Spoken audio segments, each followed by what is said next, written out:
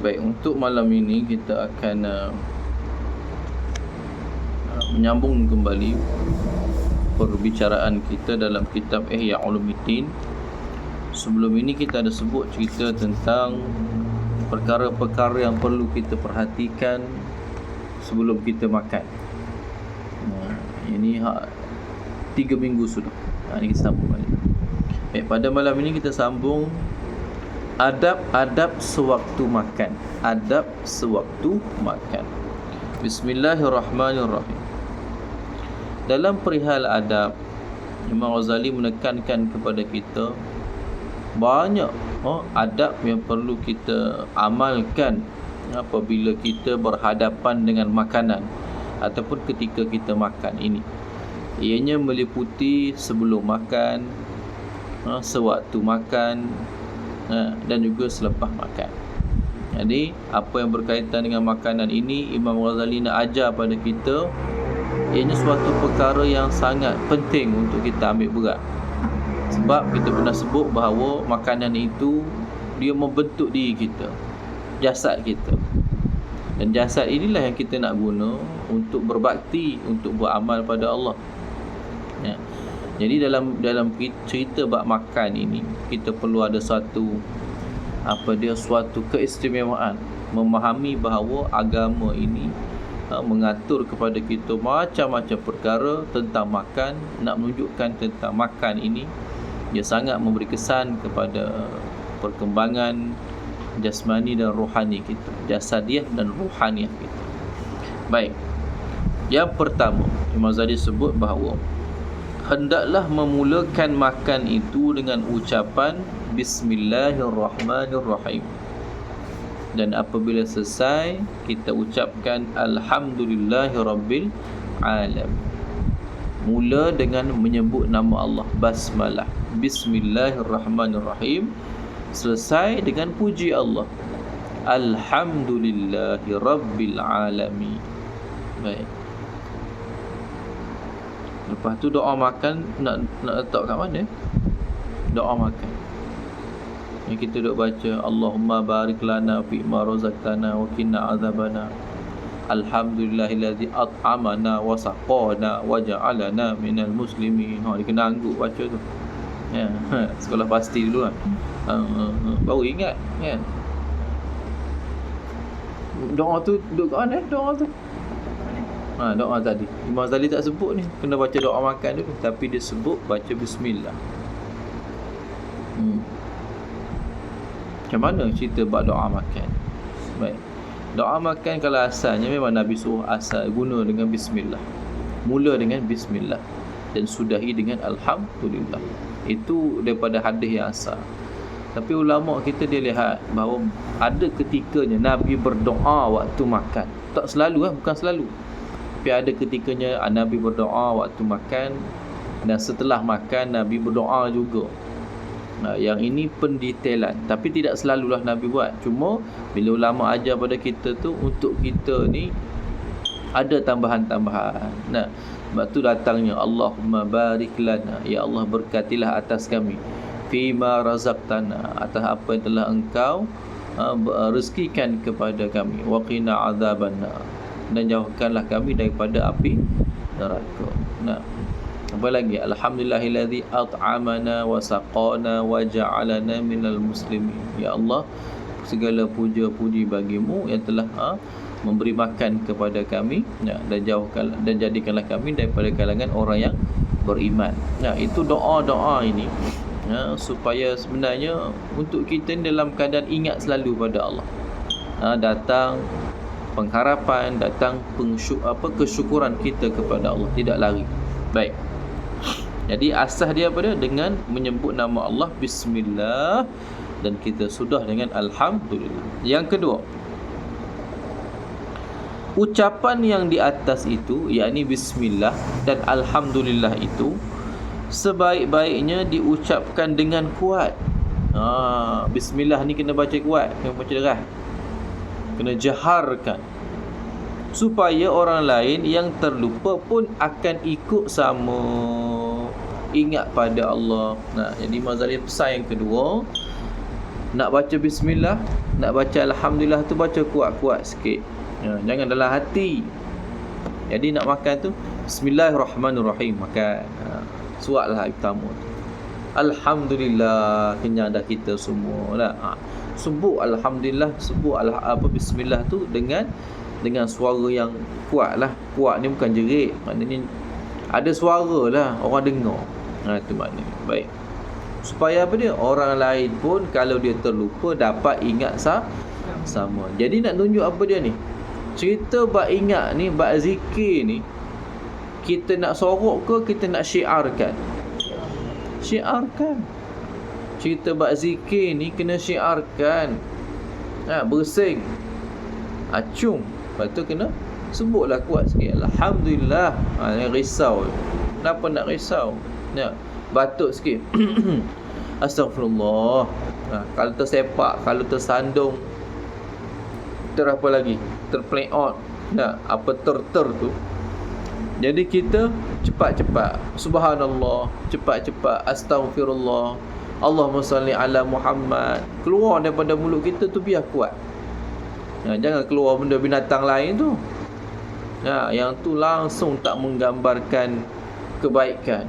Bahkan menceritakan aib, menggambarkan aib pula atas diri kita. Maknanya apa dia? Orang ni asal orang panggil apa tu? Latah lah. Asal melatah saja keluar binatang. Maknanya apa benda dalam hati dia tu? Binatang tu lah. Banyaklah sebutlah hati dia, yang banyak sebut bermain-main dalam fikiran dia. Baik. Yang ketiga, menggunakan tangan kanan. Yang ni jelas lah, Nabi pun ajar. Nabi sebenarnya Imam Ghazali sebut semua ni daripada Nabi lah. Cuma dia tidak sebut hadis kat sini. Dia gariskan tu. Yang kedua, makan guna tangan kanan. Sunat Nabi pun ajar. Tangan kanan ni bukan untuk makan saja. Apa saja perkara yang baik-baik, maka kita guna tangan kanan. Contoh apa dia? Menulis lagi, memegang kitab, apa lagi? Banyaklah perkara-perkara yang bawa kebaikan, kita guna tangan kanan kan. Buka suih, buka kunci, buka itu, buka ini, semua guna tangan kanan. Yang guna tangan kiri ni apa dia? Nak basuh tu je lah. Orang kita cebok kan. Nak tu je lah kita guna tangan kiri. Yang lain semua kita guna tangan kanan. Baik. Ada orang salam guna tangan kiri, elok tak? Orang barat dia pun salam guna tangan kiri, Yahudi. Maka Islam atur balik tangan kanan. Jangan biasa tangan kiri, guna tangan kanan. Baik. Kemudian yang keempat, Imam Ghazali sebut hendaklah mengecilkan suapan.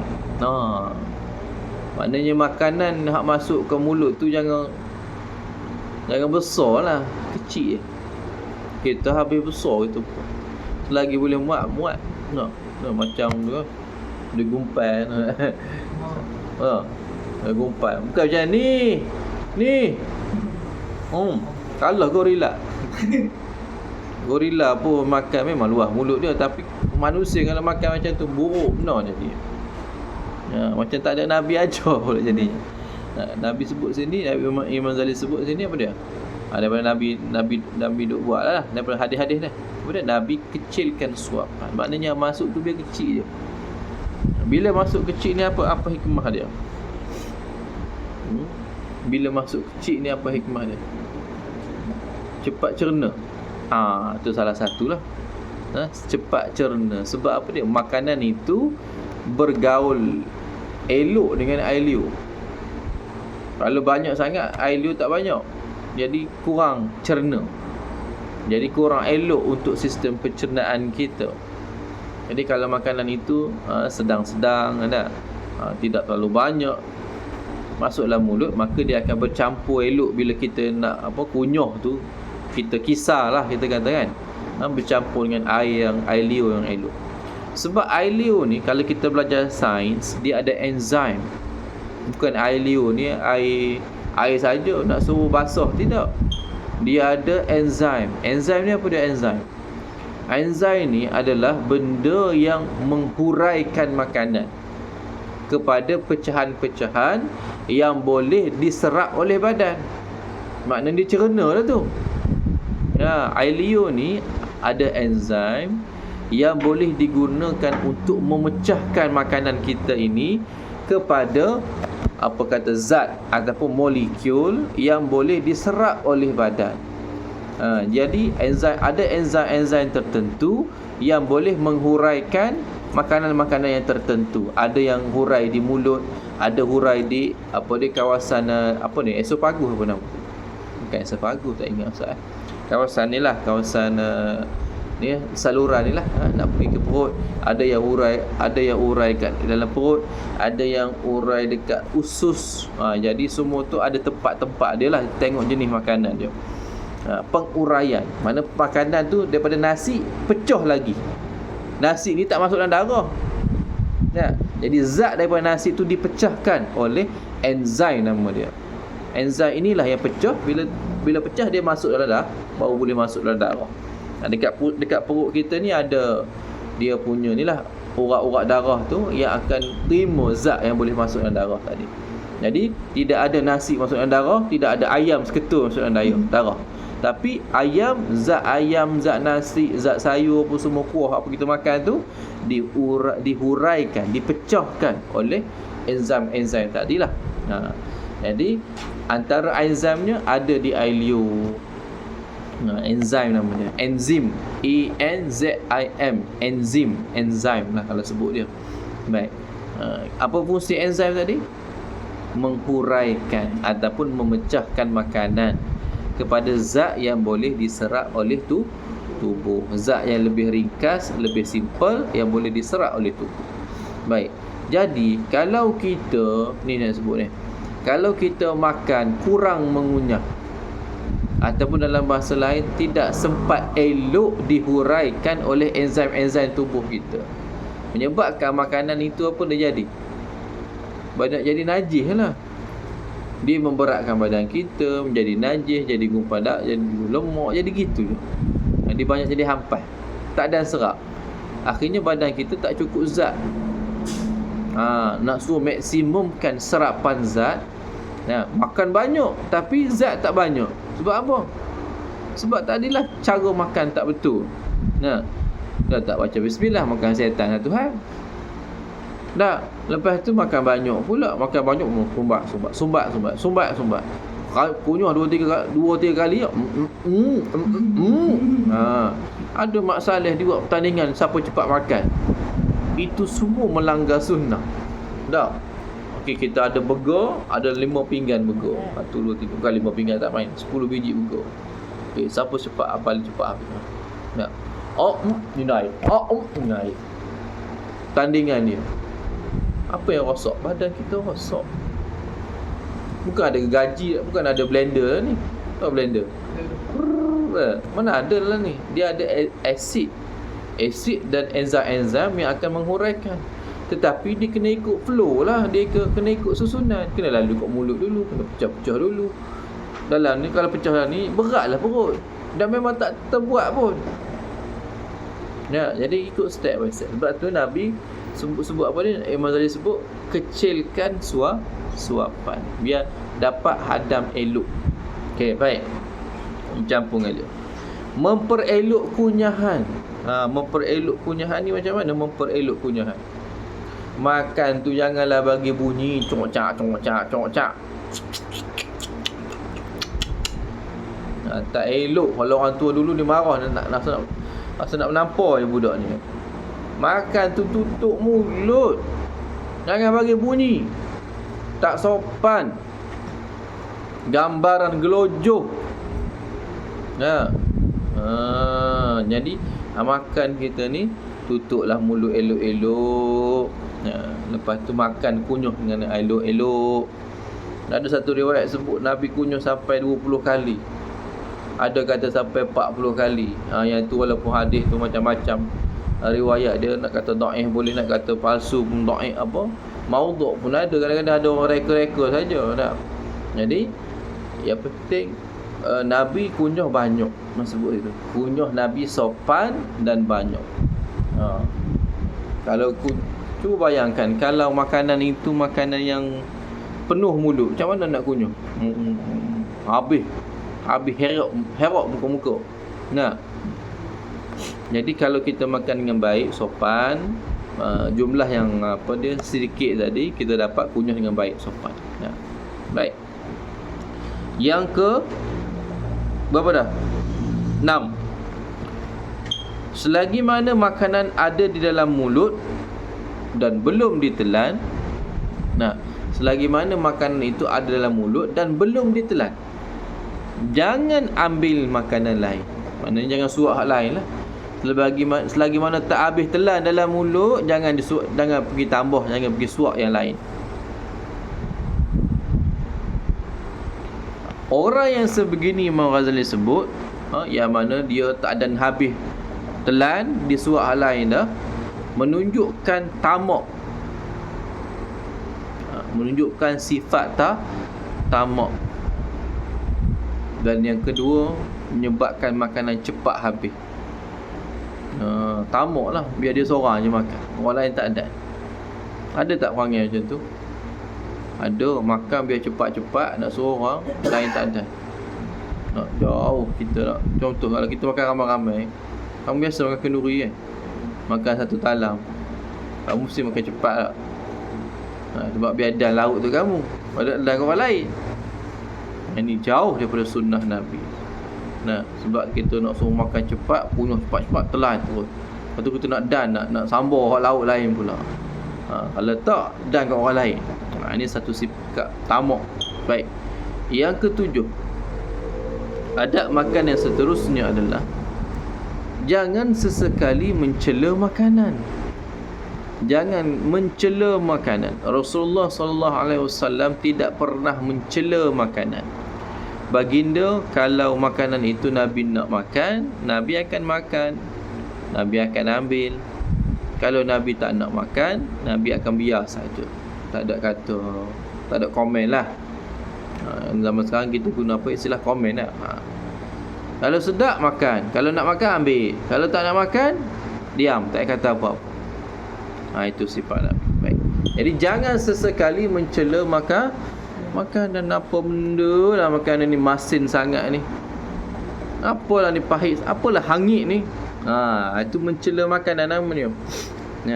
Jadi kalau kita jadi suami, isteri kita masak, kadang-kadang masak dia tu mungkin tak kena dengan selera kita.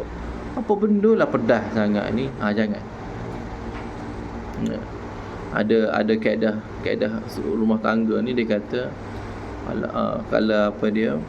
kalau isteri masak, suami makan, tapi tak kena dengan selera suami, tapi suami nak kena tegur. Nanti dia ingat sedap selalu kan, jenuh kita nak makan benda tu selalu tak. Kita kata cuba awak rasa sedap ke tidak. Cuba awak rasa macam mana, ada pedas sikit ke, masih sikit ke, cuba rasa. Lah pedas lah. Dia pun sengih. Kami ni abang ni tak boleh nak makan pedas sangat. Cakap macam tu sudah, tak ada lebih. Kalau yang masuk ni pedas ni, ayam mati. Kucing mati kalau makan ayam ni tak? Ayam mati lah, kucing mati tak? Kucing suka makan ayam tak? Ni kucing makan pun tak? Jangan tambah-tambah lah. Cukup kadar. Cuba rasa macam mana rasa. Lepas tu baru beritahu yang kita nak macam mana. Tapi jangan cela atas makanan. Pedas sangat ke, panas sangat ke, apa lagi, garing sangat ke, itu jangan. Jangan mencela makanan. Baik. Yang ke-8, hendaklah mengambil makanan yang ada berhampiran dengan kita dulu. Kita sahaja. Apa yang duduk depan kita tu, ambil yang tu dulu. Kecuali makanan yang berupa buah-buahan, maka itu bolehlah di tangannya mengambil buah-buahan itu. Mana kalau buah ni biasanya duduk jauh sikit, petik ke, ataupun duduk jauh sikit. Sebab makanan pun sunat kita makan buah dulu kan. Sunat makan buah dulu, ataupun kita sebelum makan berat-berat ni kita makan buah dulu. Dalam kesihatan pun sebut macam tu. Jadi kalau kita makan contoh kenduri, tahlil lah, contoh tahlil lah kan. Jadi bila dia hidang tu, depan kita ni ada apa? Ada nasi. Confirm dah. Depan kita, depan nasi tu ada apa? Ikan kering. Nah, kita tak makan ikan kering ni, biasanya lah kan. Kita makan ayam je. Ayam pula isi tak nak. Nak yang paha je. Nak drumstick, nak yang paha je. Nak yang lain tak nak. Jadi ayam tu ada tapi belah sana, belah depan orang lain. Macam mana kita nak buat? Tetap kita kena ambil depan kita dulu. Nah, ambil sikit. Nah, contoh ada ikan kering tadi ataupun sayur kan. Kita ambil dulu sayur. Lepas tu baru kita tukar dengan orang lain. Itu cara tu. Jangan tangan kita terus pergi ke depan. Tangan kita tu terus langkah ke depan. Jangan. Jadi kalau nak ambil tu maknanya tukar pinggan. Biar pinggan tu duduk depan kita pula. Tu tak apa. Jangan dia pindah pinggan orang, kita pun langkah 2-3 pinggan, ambil satu sudu tu. Jangan. Jadi kita ambil juga sunnah, ambil makanan yang di depan. Maknanya apa dia? Kalau dah depan tu depan orang sebenarnya, bukan depan kita. Jadi kita tukar. Yang mula-mula ambil yang depan kita dulu, ambil dulu. Lepas tu kita minta tukar dengan orang lain. Tukar. Alih-alih pergi sana. Tu tak apa. Sebab ulama kita, dia tengok dah. Dia dah ajar kepada kita sebenarnya. Jadi benda tu kita praktikkan sajalah. Sebenarnya benda tu semua adalah sunnah. Ambil makanan yang di hadapan dahulu. Setelah itu barulah kita nak tukar, nak ambil makanan lain, tukar. Lepas tu baru. Baik. Di atas roti atau nasi itu, atas roti atau nasi, janganlah diletak kuah atau lauk, melainkan yang akan dimakan sahaja. Atas roti ataupun lauk ataupun nasi, jangan letak kuah, jangan letak lauk, kecuali yang kita nak makan saja. Maknanya jangan ambil lebih, jangan ambil banyak. Ambil sekadar yang confirm kita boleh habis dulu. Kalau kita pergi kenduri kahwin, bayangkan daging macam bukit naik letak situ. Ayam 2 ketui dah. Lepas tu daging masak kicap tu, daging kerutuk tu, dia ambil 2-3 sudu pula makan. Lepas habis makan, bukan lepas makan, lepas tengok makan separuh, tinggal. Kamu tengok tak? Tong sampah. Kalau kat rumah kenduri, semua tu sisa makanan tu. Bayangkan tuan rumah, bajet berapa, duit berapa. Sisa makanan yang 3-4 tong sampah tu. Kalau kita ni balik, boleh berapa orang makan? Boleh beratus pula orang makan. Nah, bayangkan satu tong sampah besar ni. Besar speaker tu lah. Ada 4 tong sampah. Maknanya apa dia? Kalau nasi berapa kilo? Kalau kita kata satu tong tu dah 15 kilo, sebenarnya lebih. Ada berapa kilo tu? Kalau 4 tong 60 kilo. 60 kilo nasi dengan lauk dengan kuah. Kita makan tak sampai sekilo. Kita makan dah 500 gram. Tu banyak lah tu. Setengah kilo kita makan. Setengah kilo ni masuk ke nasi dengan kuah dengan lauk apa semualah. Kalau 60 kilo, 100 lebih boleh makan. 120 orang, 150 boleh makan lagi. Nampak tak? Yang terbazir, yang membazir saja tu. Kita buat jemputan dalam 1000 orang. Sisa makanan dapat 4 tong sampah. Maknanya daripada 1000 tu, yang makan 1000. Yang makan 1000, tapi sebenarnya boleh lebih lagi. Ataupun orang yang ujung-ujung tu nasi saja tinggal. Lauk tak ada dah, tinggal sayur. Lepas tu tuan rumah terpaksa goreng telur pula. Ada macam tu kan. Apa dia, kuah kari, kuah gulai tu ada lagi, tapi tak ada lauk dah. Habis dah daging ni. Maka goreng telur baru letak dekat kuah tu. Ni yang ujung-ujung ni orang yang datang pukul 3 lah ni. Orang datang 3.30 dapat tu lah ujung-ujung. Tapi bila tengok tu sampah, banyaknya sisa makanan. Sebab tu bila nak ambil makanan, sekadar yang boleh kita ambil. Bila nak tambah lagi, bila rasa tak cukup baru tambah. Jangan ambil banyak-banyak terus. Ambil sekadar yang boleh kita makan. Jadi sebab dia sebut sini, dekat atas roti, atas nasi, jangan letak kuah terus. Jangan letak kuah, jangan letak lauk terus, kecuali yang kita nak makan saja. Jangan main gaul macam tu semua. Baik. Jangan sesekali mengusap tangan dengan roti atau nasi. Usap tangan dengan roti atau nasi. Kan usap tangan dengan roti saja. Gosok. Gosok atau roti dengan tangan. Baik. Atau nasi. Sebab yelah, orang lain pula boleh ambil. Kita ambil sekadar kita nak saja. Kalau kita duduk gaul otak tangan kita, macam mana orang lain lagi? Satu lagi, tangan kita, makanan yang sudah disentuh oleh tangan kita, dia tak tahan lama dah. Sebab tangan kita pun ada enzim. Tadi ada kat Elio kan. Ni tangan pun ada enzim juga yang boleh mencernakan makanan. Jadi kalau makanan itu sudah disentuh, maknanya enzim dekat badan kita, dekat tangan ini terkena daripada makanan, menyebabkan makanan itu jadi busuk, cepat basi, sebab dia sudah disentuh. Maknanya apa dia? Dia sudah tidak tidak dara lagi lah, tidak original lagi. Dia sudah disentuh, jadi dia cepat basi. Baik. Dia sudah melakukan proses apa panggil tu? Pengoksidaan. Kalau saya proses pengoksidaan atau proses pencernaan, dia telah berlaku di situ, menyebabkan dia cepat basi. Baik. Nombor 11. Jangan meniup makanan yang masih panas. Ni pun kita buat juga ni. Panas tiup. Jangan meniup makanan yang masih panas.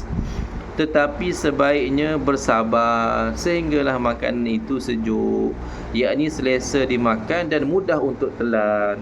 Jangan panas tu tiup nak suruh cepat sejuk. Jangan, sabar dulu. Baik, tiup maksudnya tiup dengan apa ni? Tiup dengan mulut. Bukan tiup dengan kipas. Tiup dengan mulut. Kalau kita duduk lekong kalau kipas tak apa, ni tiup dengan mulut tak nak ya. Sebab apa jangan tiup di mulut? Sebab ni kena kajian sains ni. Sebab mulut kita, bila kita hembus, kita menghembuskan karbon dioksida. Karbon dioksida. Karbon dioksida dekat makanan ni dia ada apa lagi? Dia ada air kat situ. Ada unsur-unsur air lah, molekul-molekul air. Apabila karbon dioksida bertemu dengan air, ataupun kita kata ni kena air lah, lepas tu pada suhu yang panas.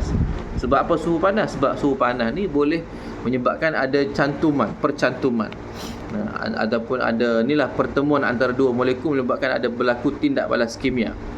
Baik, apabila karbon dioksida bertemu dengan air H2O, CHO dengan H2O, menyebabkan akan berlaku satu tindak balas kimia yang akan menghasilkan sesuatu yang bersifat asid.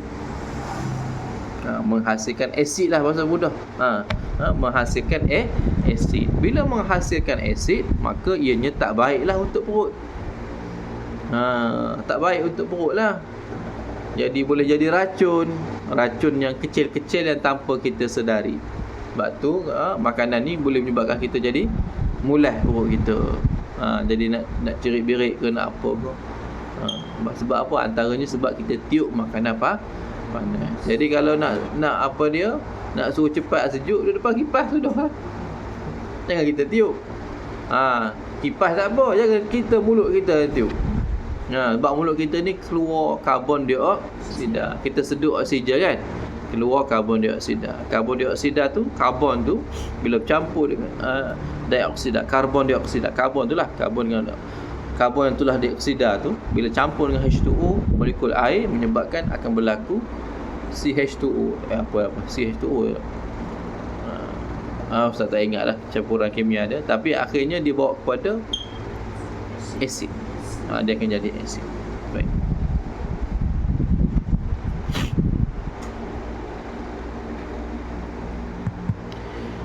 Jangan mengumpulkan antara kurma dengan bijinya dalam tempat yang sama. Jangan kumpul kurma dengan biji dalam tempat yang sama, bekas yang sama. Jangan pula dikumpulkan biji itu dalam genggaman tangannya. Lepas tu biji kurma tu jangan duk kumpul kat tangan. Cara yang sebaik-baiknya biji itu diletakkan di tapak tangan, baik-baik sebaik sahaja dikeluarkan daripada mulut. Maknanya apa dia? Biji itu tak kat tapak tangan, kemudian diletakkan di tempat asing. Ni pun Nabi ajar sampai cantik sekali. Maknanya bila makan apa dia, kurma tu, asingkan biji dengan isi. Maknanya kita masuk dalam mulut tu, buang, asingkan tu, buangkan apa dia punya, bukan kulit, asingkan kulit. Kurma kan kering, ambil isi saja. Kurma tu kita asingkan tu kan, kita boleh kupas tu kan. Kita buka, maknanya buka, ambil isi saja masuk. Yang bijinya kena asingkan. Letak kat tangan dulu. Lepas letak kat tangan, letak kat tempat yang khusus. Jangan buka satu, pegang dulu. Tu pegang, kumpul kat tangan dia. Jangan. Letak asing. Baik. Demikian juga dengan segala benda yang berbiji, berkulit atau bahagian-bahagian yang perlu dibuang. Maknanya kena asingkan. Jangan duduk kumpul dekat tangan tu. Baik. Faham kan? Apa saja? Apa contoh lagi? Kalau kita rambutan lah. Kalau orang Arab, kurma lah. Kalau kita rambutan. Jadi rambutan tu bila nak makan tu, maknanya yang pertama buang kulit dulu. Masukkan isi dalam mulut. Bila isi dalam mulut, kupas tu, asingkan terus biji tu. Biji tu terus pegang, letak asing. Jangan kumpul kat tangan biji. Ataupun yang lebih baiknya, kalau jangan bagi biji tu masuk dalam mulut. Maknanya isi tu kalau boleh kita asingkan siap-siap sebelum masuk mulut. Isi dengan biji sebaik-baiknya. Baik. Mana biji tu pun kena letak setempat lah. Ada mangkuk, letaklah mangkuk dia. Letak tempat dia. Jangan biarkan makanan yang dianggap kurang baik, yakni yang rosak ataupun basi, dibiarkan tertinggal, biar macam tu sahaja, atau diletakkan kembali di dalam piring bersama makanan yang baik. Makanan yang tak baik, yang dah basi, dah rosak ni, jangan letak sekali yang elok. Jangan tinggal saja, jangan tinggal macam tu, dan jangan letak sekali dengan makanan yang buruk, yang baik. Seelok-eloknya diasingkan dan dikumpulkan di tempat biji-biji dan kotoran buah-buahan sehingga tidak tercampur dengan makanan lain. Baik. Faham tak ni? Kalau makanan yang baik, yang rosak, jangan letak sekali dengan makanan yang baik. Contoh, yang ni makanan yang baru masak tadi. Yang ni makanan yang dah masak daripada pagi tadi lagi, tapi letak sebelah-sebelah. Menyebabkan apa dia? Makanan yang basi tadi, bila duduk dekat dengan makanan yang elok, makanan yang elok pun akan jadi cepat basi. Contoh makanan ni nak dapatkan dia jadi basi tu 10 jam lah. 10 jam dia akan basi lah. Kalau makanan baru masak ni, dia baru sampai, bila letak dekat yang dah basi ni, menyebabkan dia sepatutnya 10 jam juga, tetapi jadi lebih pendek waktu dia. Mungkin jadi 6 jam, 5 jam dah basi dah.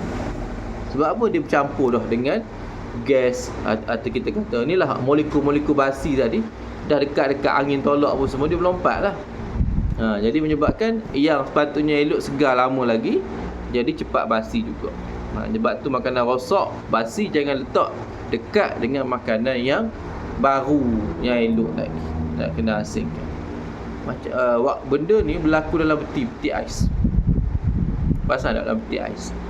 Peti ais. Peti ais tu, kamu balik daripada kenduri ke daripada apa, kan ada makanan lebih-lebih. Ni hari ni, kemarin ada lagi. 2 hari lepas ada lagi. Betul tak? Pasal tak? Patut kalau semalam tu habis hari ni, masuk lain pula. Ni tak. Seminggu lepas pun ada lagi. Seminggu lepas lagi. Kalau peti ais tu sejuk betul, tak apa. Kalau peti yang tak berapa nak sejuk ni, bakteria boleh merebak juga. Itu cerita lah peti ais. Kalau cerita bawah saji lagi mudah faham. Cerita bawah saji ni, bawah saji, sebab hari sama je biasanya. Baik. Kalau peti ais ni mungkin lambat sikit lah dia punya bakteria dia tu. Tapi kalau peti ais yang tak berapa nak sejuk, jadi basi sama-sama juga. Baik. Tapi macam tu sekali ni Islam kita ajar ni. Nak bagi tahu detailnya cerita bab makan ni, sampai makanan basi tak basi pun cerita. Baik, sewaktu sedang makan, ni bila cerita sedang makan, janganlah terlalu banyak minum air kecuali jika terlekat makanan pada tekak ataupun kerana terlalu haus. Jangan satu mulut satu gelas, satu mulut satu suap air, satu mulut makan nasi setegak minum air. Jangan. Yang ni tak baik, tak elok untuk tubuh kita, untuk pencernaan kita. Semua jadi rosak habis. Makan dulu sampai habis dulu, baru kita seelok-eloknya lah makan dulu, barulah minum air. Itu pun kalau ikut kaedah yang sebenar, jarakkan sikit lagi. Jangan turun minum air, jarakkan sikit lagi. Lepas habis makan jangan turun minum air. Baik, apatah lagi kalau orang yang jenis minum air, makan minum ni budak kan. Panas, pedas tak. Kalau macam tu janganlah bagi benda pedas, maknanya tak sesuai dengan dia lah tu. Tapi kalau paksa juga, habislah, nanyalah dia nak kena minum air lagi, rosak perut akhirnya. Kononnya kita nak ajar dia makan pedas, biasakan makan pedas tak. Sesuai dulu, biar sesuai. Pedas pun pedas yang dia boleh terima lah. Jangan sama pedas dengan pedas orang tua. Dewasa ni, hak besar dah ni. Baik. Jadi jangan makan, minum. Makan, minum. Makan semulut, minum setegak. Jangan buat macam tu, rosak. Baik, itu adab-adab sewaktu kita makan. Ada 14 perkara. Baik, saya ulang balik. Yang pertama, mula dengan bismillah, baca dengan habis dengan alhamdulillah. Yang kedua, baca kuat-kuat, biar orang lain ingat, ikut sama. Yang ketiga, makan tangan kanan. Yang keempat, mengecilkan suapan. Yang kelima, elokkan kunyahan dia. Yang keenam, selagi mana tak habis makan, tak habis telan, jangan suap benda yang lain. Yang ketujuh, jangan mencela makanan. Yang ke-8, ambil makanan yang berhampiran. Yang ke-9, jangan ambil lebih daripada yang kita boleh letak sesuatu atas jangan letak sesuatu, lauk ataupun kuah atas nasi ataupun atas roti, melainkan sekadar yang kita nak makan saja. Jangan bagi bercampur lagi lah. Lagi apa lagi? Yang 10, jangan mengusap tangan dengan roti ataupun nasi. Yang ke-11, jangan tiup makanan yang panas. 12, jangan kumpul biji dengan isi pada tempat yang sama. Yang ke-13, jangan bercampur lah. Biarkan makanan yang rosak dengan makanan yang baik. Yang ke-14, jangan banyak minum air kecuali kalau terlekat ataupun terlalu haus. Baik, itu cerita tentang makan. Baik, sikit lagi adab ketika minum. Tadi adab makan, ni adab minum pula. Yang pertama, ambil gelas tangan kanan. Ambil gelas dengan tangan kanan dan mengucapkan bismillahirrahmanirrahim. Ambil gelas dengan tangan kanan dan mengucapkan bismillahirrahmanirrahim. Yang kedua, minum perlahan-lahan. Minum tu perlahan-lahan. Kalau dalam ni disebut apa? Biasanya berapa kali tegak? 3 kali tegak. 3 kali tegak tu sebenarnya nak tunjuk perlahan. Bukan kata tak boleh 4, bukan kata tak boleh 5. Maknanya 3 tu suatu ukuran. Yang pertama sunnah, ganjil. Maknanya menunjukkan bahawa satu gelas kita minum tu, kita minum perlahan-lahan, sikit demi sedikit. Jangan satu nafas satu botol. Macam orang Saleh kan, dia siap letak tu lagi, yang apa tu, yang macam minyak kan, jangan letak minyak kan, corong tu lah kan. Tak, lepas tu letak air tu, masuk tu. Itu semua perbuatan jahiliyah, merosakkan badan sahaja. Jangan minum sambil berdiri atau berbaring. Ni larangan ni. Yang tadi minum perlahan-lahan, paling kurang 3 tegak lah. 3 teguk kan paling kurang. Seelok-eloknya 3 teguk, sikit-sikit lah maksudnya. Yang ketiga, jangan minum sambil berdiri ataupun baring. Ada kajian sains di situ. Jangan minum diri, jangan minum baring. Ada apabila kita minum duduk, ada satu filter dalam perut kita ni, dia akan terbuka. Maknanya dia akan terbuka tu maknanya ada penapis air lah situ, ada filter. Tapi kalau kita waktu kita berdiri atau kita baring, filter tu tertutup, menyebabkan air tu tak tertapis elok. Sebab tu antara sunnah dia, sunnat dan sunnatullah, ketetapan Allah pada tubuh badan kita bila nak minum duduk. Itu yang terbaik. Ketetapan Allah pada badan kita. Tetapi sunnat air zam-zam pada berdiri. Sebab apa? Kalau tadi kan, ingat tak waktu kita minum duduk ada penapis kan? Waktu berdiri tak ada penapis kan? Air zam-zam tak ada penapis. Jadi sebab tu untuk air zam-zam ni ada ketikanya Nabi minum berdiri. Tapi minum duduk pun tak ada masalah. Tapi keistimewaan ini hanya ada pada air zam-zam. Hanya pada air zam-zam. Baik. Jangan hendaklah gelas itu diperiksa terlebih dahulu sebelum diisi minuman dan meminum isinya. Ni pun Nabi ajar rupanya. Sebelum nak letak air dalam gelas tu, dalam gelas ke dalam jug ke dalam apa-apa bekas air tu kena tengok dulu. Takut ada benda lain maknanya. Takut kotor, takut ada benda lain, ada binatang ke ada apa ke dalam tu kan. Jadi bahayalah untuk kita. Kita tengok dulu. Jadi jangan main tuang saja. Kena tengok dulu gelas kita. Juga melihat kepada antara hikmah dia apa dia? Yang pertama tadi tengok kepada apa, takut ada apa benda dalam gelas. Yang kedua tengok gelas tu. Ada pecah mana-mana ke kan? Nanti terkoyak pula mulut kita. Sebab apa benda tajam, ada benda tajam. Nanti bahaya. Darah pula mulut tu. Jadi kena tengok dulu bekas air tu. Baik. Yang kelima, jangan sendawa ataupun bernafas di dalam gelas. Macam tadilah hembus nafas tadi. Tetapi hendaklah gelas itu dijauhkan sedikit daripada mulut dan ucapkanlah alhamdulillahirabbil alamin. Setelah itu kalau nak makan dan minum lagi, semula dengan bacaan bismillah. Ni susah ni. Ini satu sunnah yang kita tinggalkan. Apa dia? Kita biasa baca bismillah, baca. Tapi kita hanya baca di awal saja. Sedangkan kita ada 30 lagi suapan. Faham tak? Kita hanya biasanya baca bismillah ni pada yang pertama saja.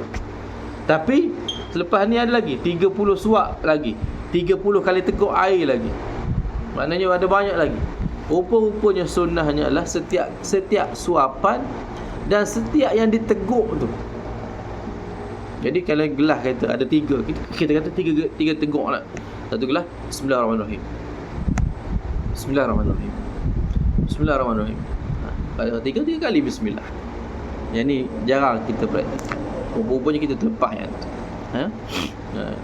Sebab disebut sini, kalau masih ingin minum lagi, mulakan dengan bismillah yang lain, yang baru. Mana kalau 10 kali teguk, 10 kali bismillah lah situ. Ada rugi apa-apa tak? Untung pun ada. Tak ada rugi langsung. Cuma kita tak amal. Baik, yang keenam,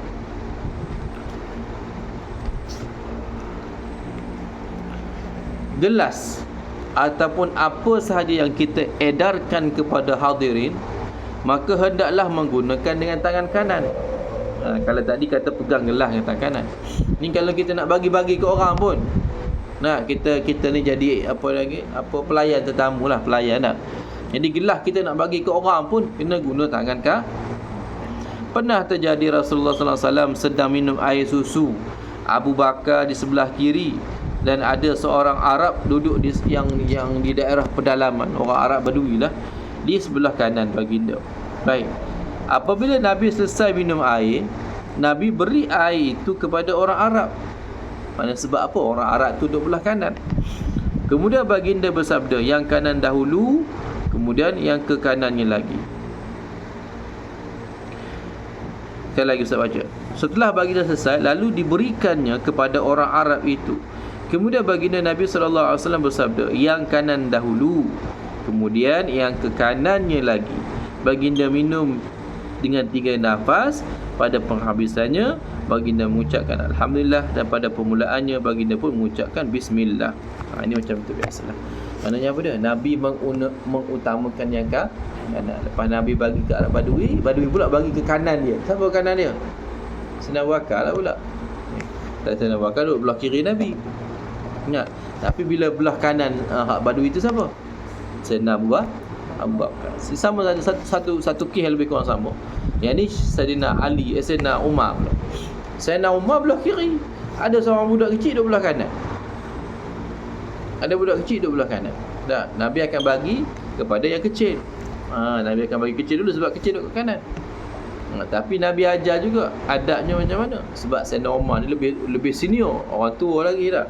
Maka Nabi kata antara kanan dengan kiri, utama yang kanan. Jadi Nabi laksanakan adab yang kanan.